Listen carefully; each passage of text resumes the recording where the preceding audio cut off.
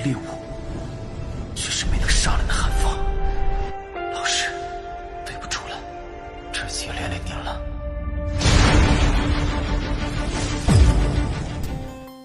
Hey, what's up guys? Selamat datang di Animasi Donghua Spoiler. Oke, bagi teman-teman yang baru join atau baru bergabung, jangan lupa klik tombol like-nya dan tombol subscribe-nya ya. Jangan lupa. Oke, sebelum kita memulai video ini, kita jangan lupa untuk seruput kopinya, kencangkan sabuk pengaman. Mari kita mulai.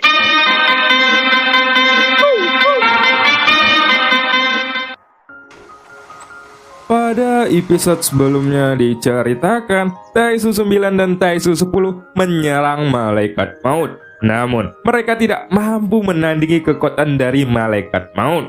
Selanjutnya, mereka berdua mengeluarkan kekuatan larangan dari monster persegi.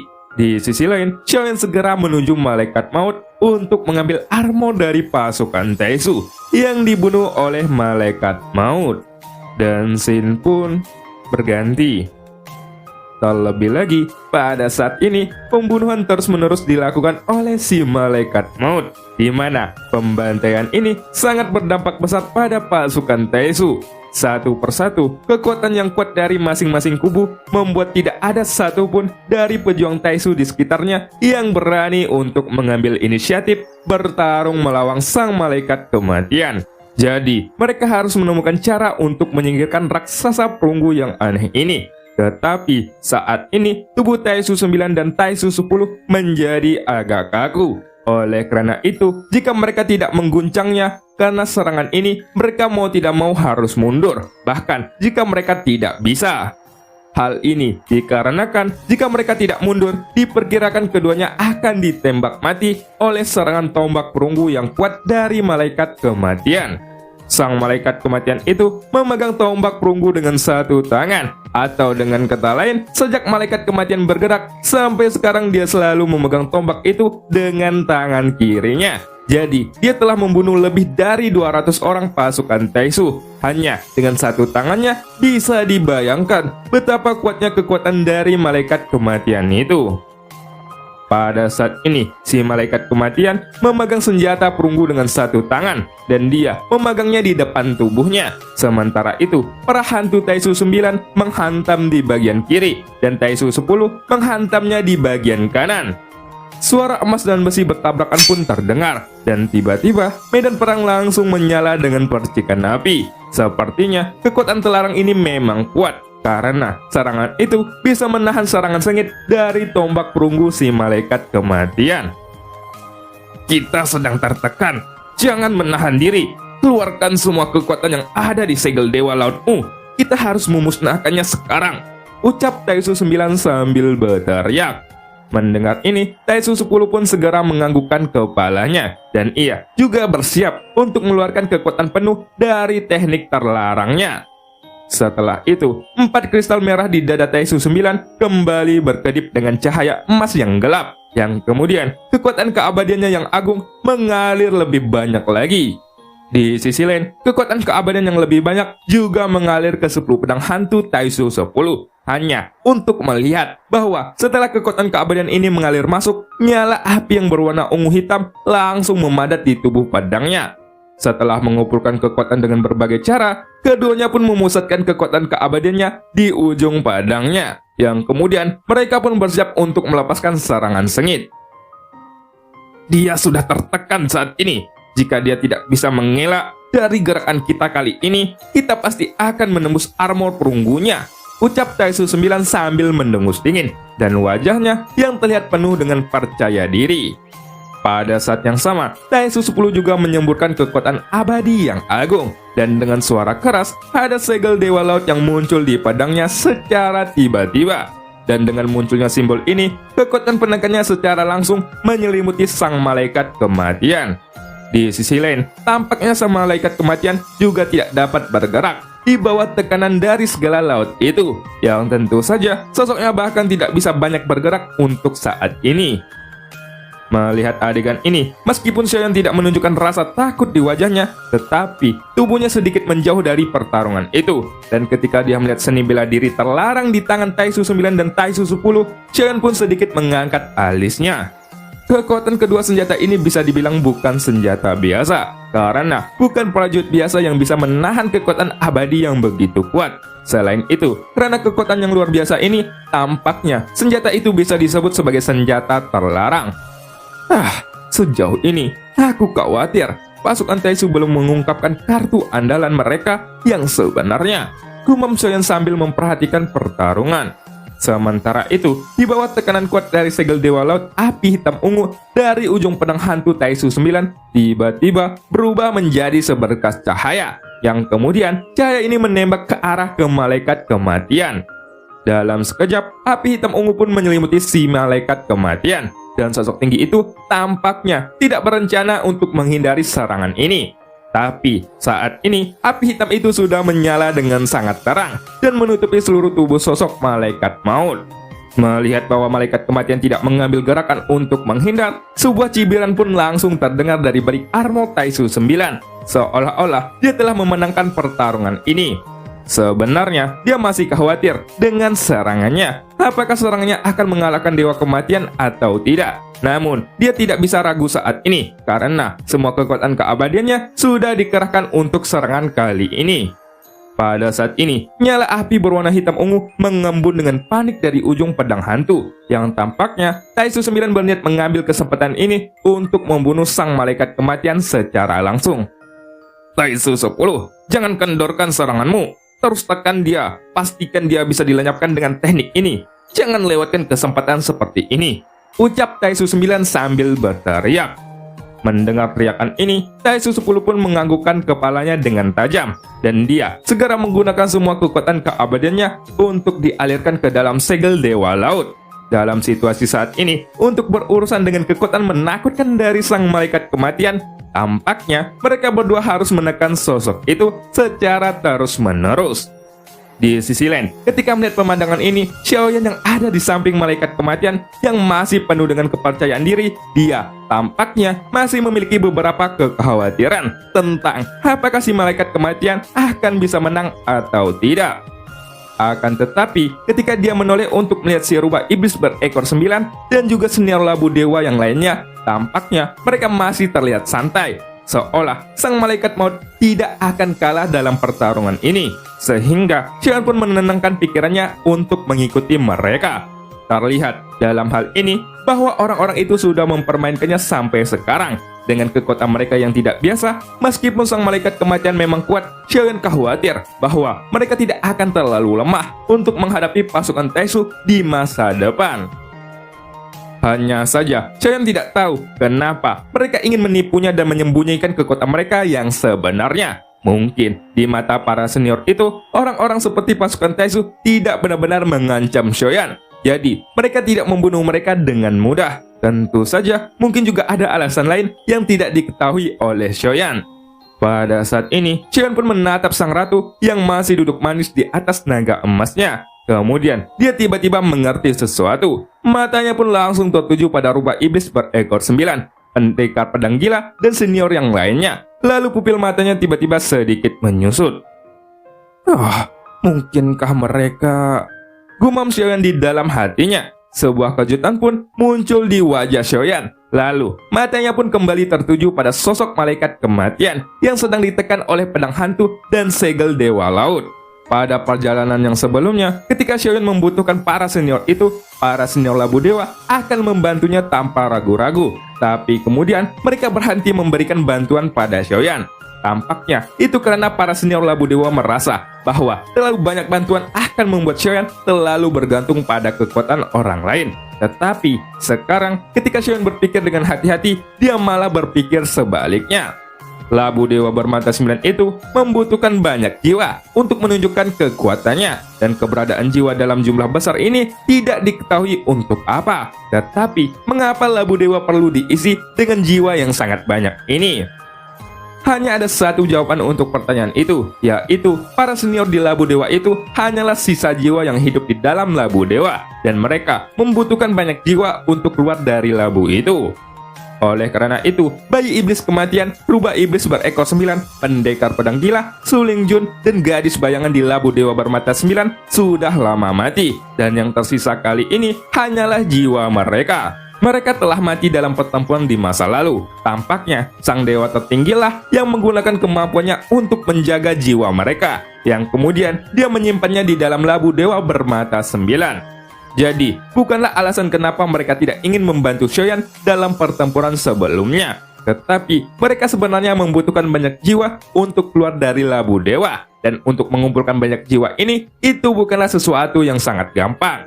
Inilah sebabnya kenapa sang dewa kematian mengeluarkan perintah untuk mencegah semua senior di labu dewa untuk membantunya hanya dalam situasi yang sudah kritis saja. Ketika Xiaoyan memikirkan hal ini, pupil matanya pun sedikit menyipit. Dan dia langsung mengerti kenapa para senior labu dewa itu berada di jalan buntu ketika menghadapi Taisu 11 di pertarungan sebelumnya. Faktanya, sebuah jiwa bukanlah lagi kehidupan. Jiwa mempunyai batas yang tidak bisa dibandingkan dengan makhluk hidup. Jadi, begitu mereka sudah mencapai batasnya, mereka akan musnah untuk seutuhnya. Dewa Taisu 3 akhirnya bergerak. Tapi, jika ini masalahnya, para senior dari labu dewa bermata 9 tentu saja sudah menghabiskan hidup mereka sendiri untuk melindunginya. Dan Xiaoyan pun sekali lagi melirik sosok malaikat maut yang tubuhnya diselimuti oleh api hitam ungu. Sepertinya tidak ada gerakan dalam api tersebut pada awalnya. Xiaoyan yang tidak khawatir, tetapi seiring berjalannya waktu, sang malaikat maut itu tampaknya masih tetap diam. Dan hal ini membuat Xiaoyan sulit untuk tidak mengkhawatirkannya. Lalu, ketika merasakan api ungu hitam yang menyembur dari pedang bayangan Shiju, Xiaoyan sedikit mengerutkan dahinya. Ini bukanlah nyala api sungguhan, tapi nyala api yang diubah oleh kekuatan keabadian, energi, dan kekuatan kekerasnya juga sangat ganas. Energi mengamuk seperti itu, semuanya diubah oleh kekuatan keabadian. Tentu saja, untuk dapat memiliki kekuatan mengerikan seperti itu, harus menghabiskan banyak kekuatan keabadian. Baru setelah kekuatan keabadian milik Taisu 9 habis, api ungu hitam yang menyala pun perlahan menghilang. Padang bayangan Shiju dan segel dewa laut seharusnya cukup untuk membunuh orang ini. Dan pada saat ini, dengan penuh percaya diri, Taisu 9 perlahan-lahan menarik pedang bayangan Shijunya dan menatap kuat pada api hitam ungu yang berangsur-angsur menghilang. Tidak ada angin di kehampaan, tetapi api hitam ungu itu tiba-tiba menghilang. Dengan kecepatan yang sangat cepat, energi dan kekuatan kekerasnya juga menghilang tanpa jejak. Kekuatanku setara dengan Kaisar Keabadian di langkah ke-6. Bahkan, jika dia tidak mati, dia tidak akan pernah selamat atau tubuhnya kembali utuh. Bagaimana mungkin dia bisa menelan api bayangan itu? Gumam Taisu 9 yang sangat terkejut dengan adegan ini. Ayo mundur, ucap Dewa Taisu 9 itu. Meskipun seorang pemimpin tidak dapat mundur dengan mudah dalam pertempuran, tapi dalam situasi saat ini, jelas bahwa sosok malaikat maut di depannya ini sudah sepenuhnya melampaui ruang lingkupnya yang dapat mereka dua tangani. Kekuatan orang ini setidaknya lebih tinggi dari Kaisar Keabadian di langkah ke-7, dan sudah tidak mungkin untuk menghadapinya dengan kekuatan terlarang, ucap Dewa Taisu 9. Setelah berbicara, keduanya mengangguk secara bersamaan, dan di belakang mereka, sayap dengan kilauan perak mengepak dengan keras, dan sosok keduanya pun siap untuk melesat ke belakang.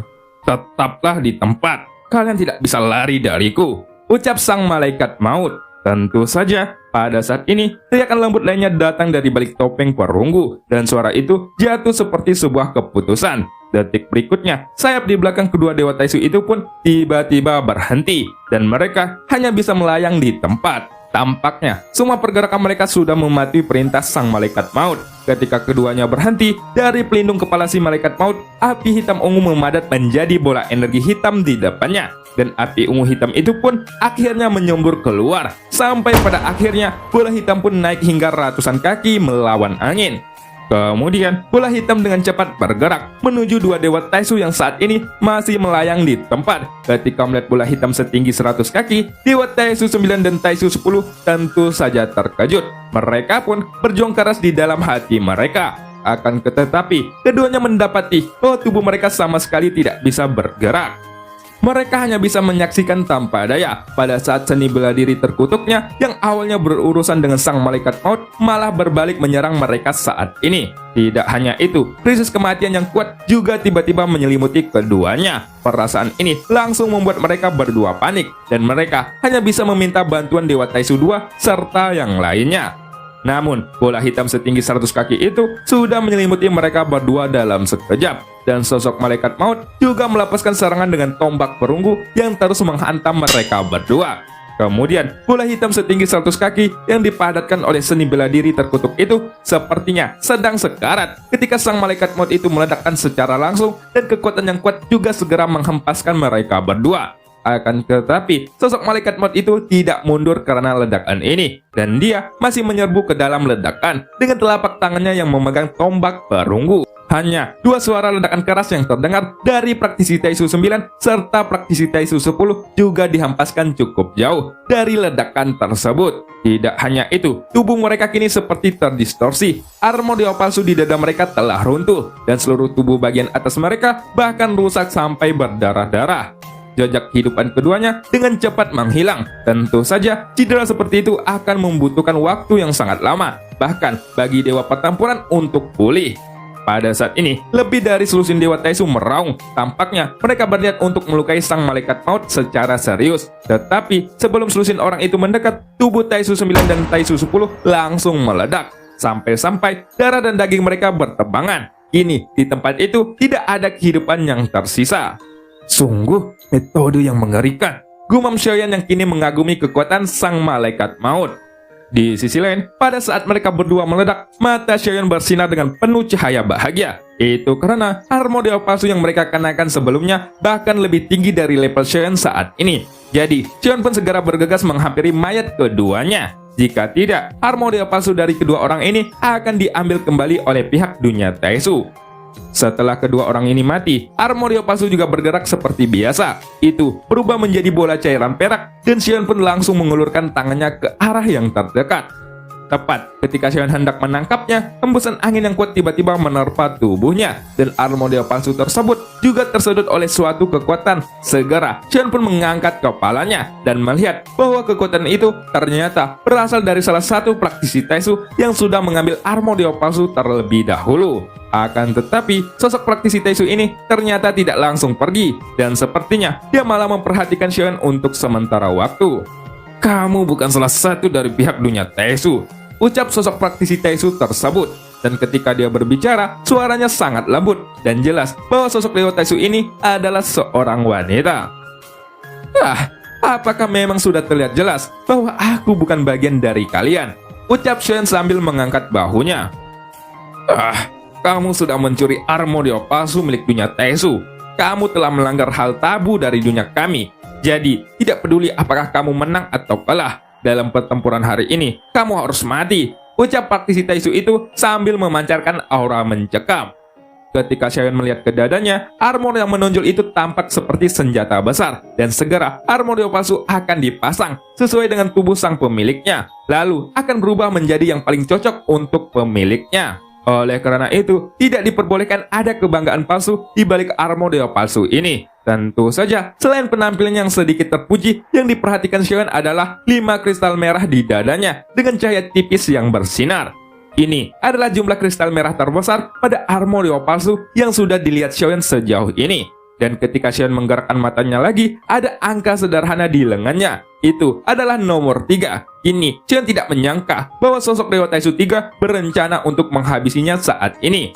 Kekuatan keabadian yang terkandung dalam 4 kristal merah saja sudah sangat mengerikan. Dan 5 kristal merah secara alami akan menjadi lebih baik. Akan tetapi, Xiaoyan tidak merasa direndahkan karena masalah ini. Dan saat ini, ia terus menatap sosok Dewa Taisu 3 tersebut.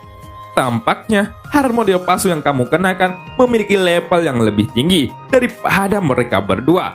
Jadi, terima kasih sebelumnya, ucap Xiaoyan sambil mengepalkan tinjunya.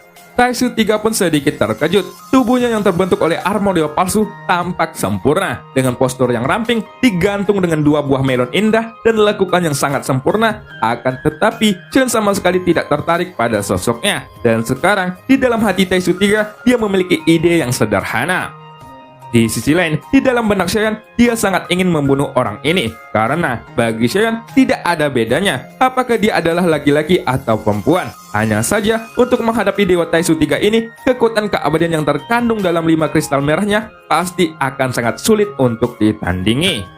Itu adalah tingkah yang keterlaluan. Jangan berpikir bahwa kamu dapat melakukan apapun yang kamu inginkan. Dengan bantuan orang yang kuat, kamu memang sedikit aneh. Tapi, sepertinya kekuatanmu sendiri tidak terlalu kuat. Tanpa bantuan orang lain, bisakah kamu menghadapi teknikku? Ucap Taisu 3. Suara itu datang dari balik pelindung kepala Taisu 3. Dan setelah kata-kata itu jatuh, Xiaoyan tiba-tiba menoleh untuk melihat posisi malaikat maut. Pada saat ini, ada rantai merah yang sangat tajam di ujung, dan mereka saling menerjang ke arah sang malaikat maut. Tampaknya, pasukan dunia Taisu ini berencana untuk serius dan menghukum sang malaikat maut. Lagi pula, sang malaikat maut langsung melenyapkan Dewa Taisu 9 dan Taisu 10. Jelas, tindakannya akan membuat marah dunia Taisu. Segera, rantai merah melesat keluar dari tubuh para Dewa Taisu, dan ada puluhan ribu rantai merah yang saat ini melesat. Jika dilihat dari kejauhan, itu tampak seperti hujan deras yang tiba-tiba turun dan menutupi sosok malaikat maut. Menghadapi penindasan dari pihak dunia Taisu, sang malaikat maut ternyata masih mampu menggerakkan tubuhnya, dan dia bergegas menuju Dewa Taisu lainnya. Sebelumnya, sang malaikat maut ini berjanji kepada Xiaoyan bahwa dirinya ingin membunuh 1000 Dewa Taisu. Dia hanya akan membunuh para Dewa Taisu apapun yang terjadi. Sepertinya tidak mungkin mencegah sang malaikat maut ini untuk memenggal kepala para Dewa Taisu. Tampaknya kamu hanyalah sebagai penjaga. Aku khawatir kamu tidak akan bisa mengkhawatirkannya dalam waktu singkat. Jadi, jika kamu berencana mengambil inisiatif untuk mengikutiku untuk menghindari penderitaan, kamu mungkin akan selamat. Tapi, jika kamu menolak, kamu akan dipukuli sampai mati olehku. Pilihanmu hanyalah 2, tidak perlu mencoba yang pertama. Lagi pula, celah kekuatannya terlalu besar. Ucap Taisu 3. Lepaskan armor dewa palsu yang kamu kenakan saat ini. Lalu, aku akan memberitahumu cara untuk mengendalikan armor dewa palsu. Mungkin kamu bisa memiliki cukup kekuatan untuk menghindari sakitnya pencarian jiwa. Aku mengatakan ini demi kebaikanmu sendiri. Ucap Taisu 3 kembali. Pada saat ia berbicara, Xiaoyan dapat melihat bahkan ada armor dewa palsu yang tiba-tiba mengalir seperti cairan di lengan Taisu 3 itu. Dan segera pedang tipis pun muncul di tangannya. Berikutnya, Taisu 3 perlahan mengangkat pedang tipis itu dan mengarahkannya ke leher Xiaoyan. Terlebih lagi, ada kekuatan keabadian yang agung menyembur keluar dari kristal merah di dadanya, dan semuanya itu berkumpul menuju pedang tipis di tangannya. Dan cerita pun berakhir. Sampai jumpa di episode selanjutnya. Belikan gembung sama Kak Maya. Yang baru bergabung, jangan lupa tombol like-nya.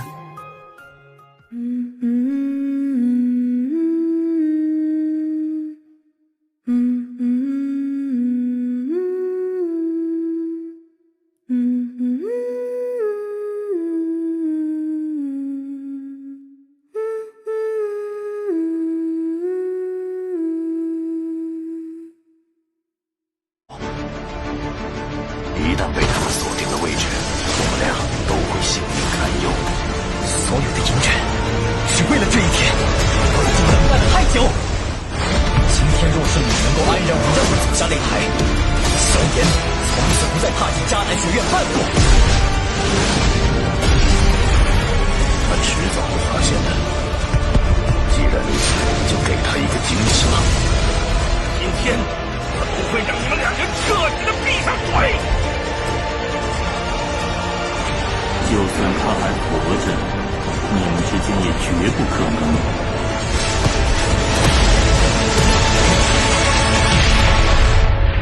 加玛帝国云岚宗，我萧炎回来了。